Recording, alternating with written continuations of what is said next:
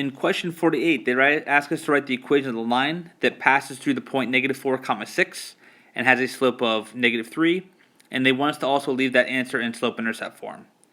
Typically, if you hear the directions write the equation of a line, your starting point more often than not is going to be the point-slope formula. This is yet another equation you should have memorized for the final exam. The point-slope form of a line is y minus y1 equals m times x minus x1. We know the y value of the point we want is 6, so that's the y1. The slope they tell us is -3, and it's going to be x minus x1 is the x value of the point, which is minus a -4. Right there is the point-slope formula. We just want to simplify this. I can clean up the double negatives on the inside. X minus a -4 would be x plus 4. And now to put it in slope-intercept form, we want to get the y by itself. I can distribute the -3 in. That gives us -3x minus 12.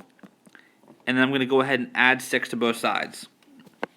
So we get y equals -3x minus 6. The last problem says find the slope of the line with the equation 5x minus 3y equals to 6.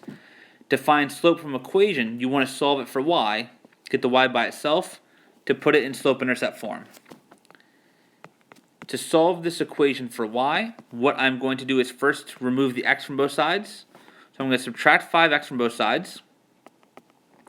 Here they cancel. I get -3y equals, usually we put the x term first, so I have a -5x to go with my positive 6 on the right hand side. And then the last step is to divide both sides by -3. So I'm going to divide every single term by -3. And we get y equals -5 divided by -3 is the same thing as a positive 5/3 x. Positive 6 divided by -3 is -2.